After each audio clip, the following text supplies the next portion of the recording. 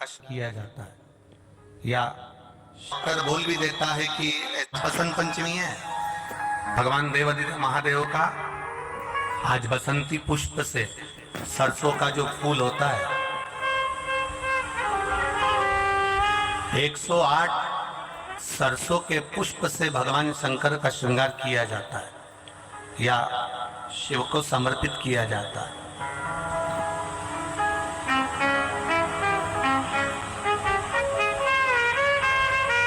अगर डॉक्टर बोल भी देता है कि ऐसा लग रहा है कि कोई बड़ी बीमारी आने वाली है, शरीर में कोई ऐसा रोग आने वाला है कि ये बहुत बड़ा रहेगा, हम उनको हमेशा कहते आए हैं कि प्रयास करना कि बसंत पंचमी के दिन सरसों के फूल 108 शंकर भगवान को चढ़ जाएं, उसके बाद जांच करवाना प्रारंभ करो, बड़ी बीमारी नहीं आएगी, बाबा उसको टाल ही देगा। उसका नाम महामृत्युंजय है,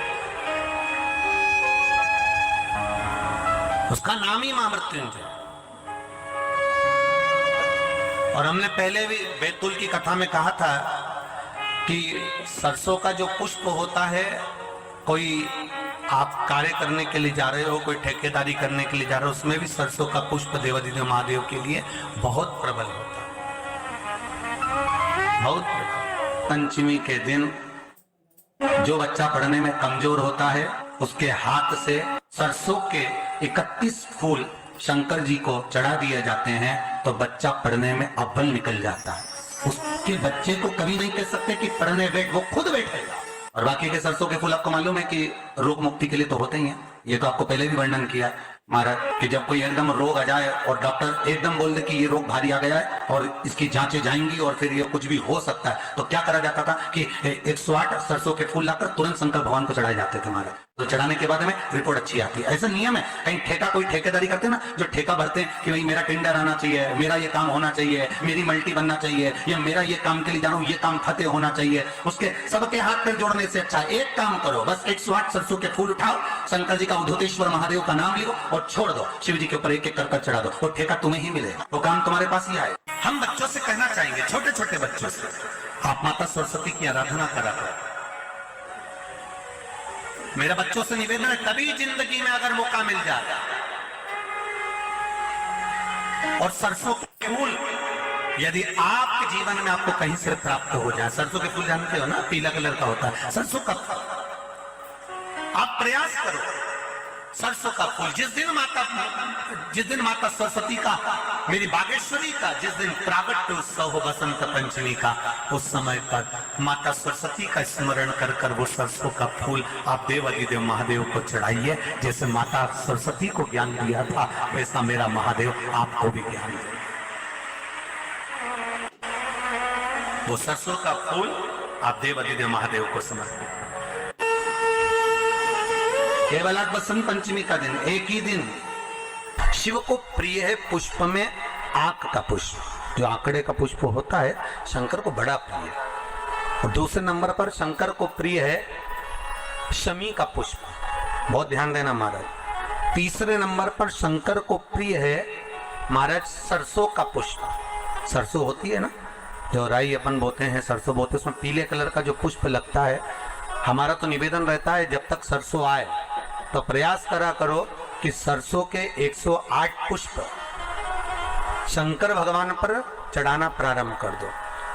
महाराज ये पक्का है कि वर्ष भर कोई बड़ी बीमारी आपको घेर नहीं सकती अगर सरसों के फूल शिव को चढ़ रहे हैं तो। और प्रयास करना कि सरसों का जो पुष्प होता है, सरसों का जो फूल होता है महाराज, अगर कोई व्यक्ति को किडनी या लीवर से जुड़ी हुई कोई तकलीफ होती है या किसी व्यक्ति का एक्सीडेंट हो गया होता है और उसका कोई अंग रह गया हो, कोई शरीर का कोई भाग रह गया और वो काम नहीं कर रहा हो, जैसे किसी के पांव रह जाते हैं एक्सीडेंट के बाद, किसी का हाथ रह जाता है, या कोई अंग काम नहीं कर रहा हो, वहाँ ब्लड पहुँच नहीं रहा हो, वो जगह एकदम सुन्न हो गई हो, खाली पड़ गई हो, तो उसके लिए शिव महापुराण की कथा कहती है कि सरसों के पुष्प 11 शंकर जी के राइट भाग में, जहां शिव जी के गण दरवाजे के द्वारपाल मणिभद्र जिस जगह पर निवास करते हैं, कौन निवास करते हैं? मणिभद्र। शंकर जी के दरवाजे के द्वारपाल हैं मणिभद्र जी। तो मणिभद्र दरवाजे के द्वारपाल में राइट भाग में मणिभद्र जी विराजते हैं। मतलब राइट भाग कौन सा हुआ? जब आप मंदिर से बाहर निकलेंगे तो राइट भाग, मंदिर में प्रवेश करेंगे जब राइट नहीं होना चाहिए, आप मंदिर से जब जाएं तो राइट भाग। मतलब आप मंदिर से राइट से जाएंगे तो शंकर जी का भी राइट हो जाएगा, क्योंकि शिव जी ऐसे बैठे हैं तो शंकर जी का भी राइट हो गया, देवता उनका भी राइट हो गया।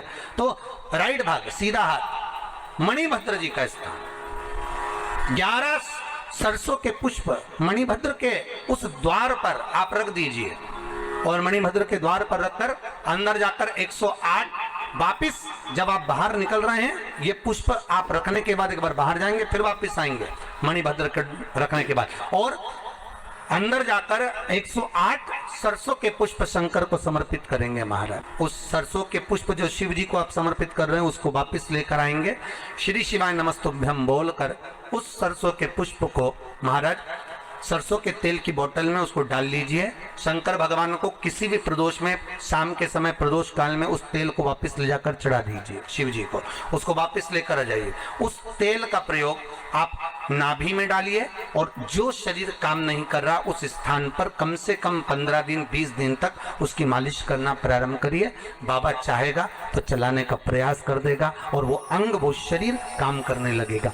मणिभद्र का स्मरण, श्री शिवाय नमस्तुभ्यम, सब बोलिए एक बार जमकर, श्री, अरे पहले बोल दिया, हमारे साथ तो बोलो, श्री शिवाय नमस्तुभ्यम। भगवान शिव के मंत्र का स्मरण कर कर करते सरसों का जो पुष्प है उसमें आनंद की अनुभूति है, आनंद के। सरस्वती जी का एक नाम शारदा है। क्या नाम है? जम के बोलिए जरा, शारदा। ये शारदा नाम कहां से पड़ गया? सरस्वती माता को शारदा नाम किसने दिया था? भाई नामकरण होता है तो हमारे यहाँ तो आज भी नियम है महाराज कि बुआ कोई नाम बताती है, मामा जी कोई नाम बताते हैं, और दादाजी कुछ बोलते हैं, कोई बोलेगा टिक्कू, कोई बोलेगा पिक्कू, कोई बोलेगा कुछ, सबके नाम अपने अपने रहते हैं, कोई प्रेम से क्या बोलता है। तो सरस्वती का शारदा नाम किसने प्रदान किया था? माता सरस्वती को शारदा संबोधन किसने दिया था? माता सरस्वती को शारदा का संबोधन किस समय पर प्रदान किया गया था? जिस समय पर शंकर और पार्वती भ्रमण पर निकल रहे थे और भगवान ब्रह्मदेव सरस्वती को ढूंढ रहे थे, और माता सरस्वती को ढूंढते हुए ब्रह्मा जब भगवान शंकर की साक्षी में पहुंचे हैं, तब भगवान शंकर से ब्रह्मदेव ने कहा, आप कहीं सरस्वती को देखें तो मुझे भेजिएगा, मेरे पास में भेजिएगा। शंकर भगवान ने उसी समय पार्वती से कहा, पार्वती, जैसे एक स्त्री जो पतिव्रता धर्म का पालन करने वाली है, एक नारी पतिव्रता धर्म का पालन करने वाली होती है, पति को परमेश्वर मानने वाली होती है, पति के चरणों का रसतत्व ग्रहण करने वाली होती है, तो वो पर पुरुष का स्मरण नहीं करती। उसी तरह एक पति जो अपनी अर्धांगिनी के साथ में रहे और अर्धांगिनी के साथ चले तो पर नारी का स्मरण नहीं होना चाहिए। तो एक काम करो पार्वती, तुम उस सरस्वती को बुलाना प्रारंभ करो।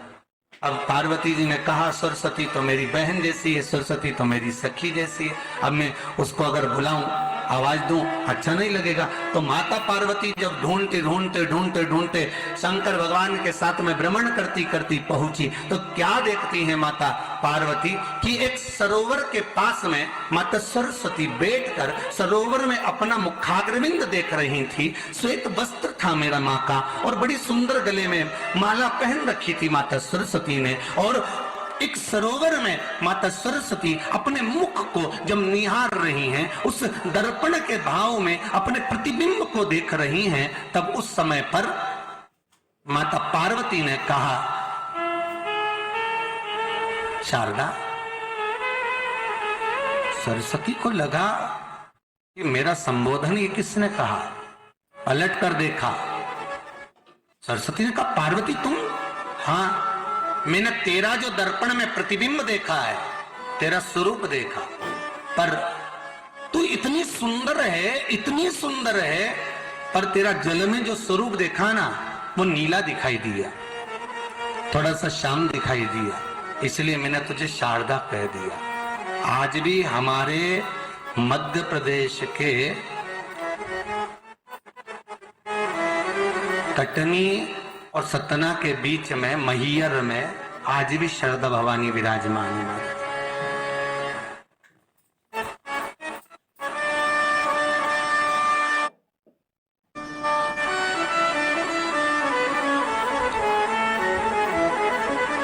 धार जिले में जाएंगे तो बाग क्षेत्र में मां बागेश्वरी, मां शारदा आज भी विराजमान। कहा सरस्वती जी पूछी, पार्वती तुमने मेरे को शारदा क्यों कहा?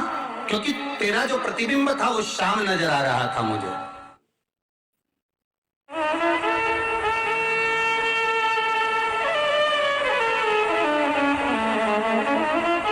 उस प्रतिबिंब को देखकर मैंने तुझे शारदा का संबोधन दिया। तुम्हें ब्रह्मा जी बुला रहे हैं। सरस्वती ने कहा,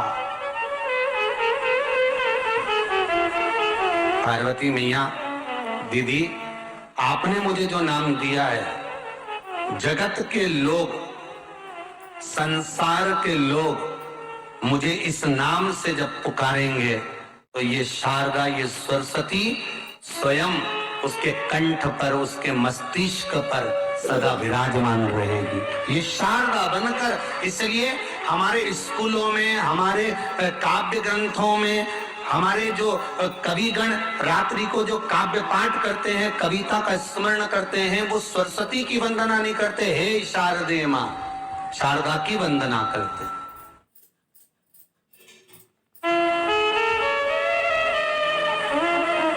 कभी आपसे कोई पूछ ले कि शारदा नाम पार्वती सरस्वती का कब पड़ा, तो आप बता सकते कि ये माता शारदा नाम कोई सहज नहीं है। माँ ढूंढने के लिए जब निकली ब्रह्मदेव के कहने पर भगवान शिव के साथ भ्रमण करती, नाम का उच्चारण कोई सहज नहीं होता। कोई देखता होगा, दादाजी ने अगर किसी का नाम कुछ रखा है तो कुछ सोच के रखा होगा, पिताजी ने अगर कुछ रखा है तो उसके मन में कुछ आया होगा तो रखा होगा, मम्मी ने अगर कोई नाम रखा है तो उसने कोई विचार कर रखा होगा। कोई नाम अगर किसी का रखा जाता है तो उसके अनुकूल रखा जाता है कि हो सकता है कि वो नाम की क्या उसके मन में चल रहा होगा। तो शारदा का संबोधन कोई सहज नहीं है। माता सरस्वती का एक नाम शारदा हुआ, इसलिए संबोधन में सरस्वती कम शारदे मां ज्यादा बोला जाता है। आप काव्य पाठ कर लो, नाम जाप कर लो, स्मरण कर लो। आपको कुछ नहीं चाहिए, मेरे शंकर को चाहिए क्या? अगर आपके जीवन में ऐसा लगे कि बहुत बड़ी बीमारी आ गई और आपके घर का व्यक्ति वेंटिलेटर पर पड़ा हुआ है, तो शमी के वृक्ष के फूल ले आओ 7, और शमी के वृक्ष के 7 फूल लाकर एक एक फूल शंकर भगवान को श्री शिवाय नमस्तुभ्यं कहकर उस व्यक्ति के लिए जो पड़ा हुआ है, अंतिम सांसें गिन रहा है, जिसको अटैक आ गया, अंतिम सांसों में जो गिन रहा है, उसके नाम से भगवान शंकर पर चढ़ाना प्रारंभ कर दो। मात्र 7 पुष्प, उस शमी के वृक्ष के 7 पुष्प आप शिव को समर्पित करिए, उसका नाम और गोत्र बोलकर, और भगवान शंकर का मूल मंत्र श्री शिवाय, जम के बोलिए श्री शिवाय नमस्तुभ्यं बोलकर एक एक शमी का फूल शंकर पर चढ़ाना प्रारंभ कर दो। फिर आगे वो विश्वनाथ की मर्जी है, वो प्राण कैसे लेकर वापस आता है, उस काल से छुड़ाकर महाकाल कैसे लाता है, ये वो जाने। आपका फर्ज केवल आप अदा करिए। जब अंत में डॉक्टर भी हार जाते हैं, जब अंत में डॉक्टर भी कह देते हैं कि अब हमारे बस का नहीं है, अब तो उस परमात्मा के हाथ में, मतलब डॉक्टर को भी मालूम है कि एक डॉक्टर बैठा हुआ, एक डॉक्टर और है, वो बस वो थोड़ा सा दूर तो रहता है पर करीब भी बहुत।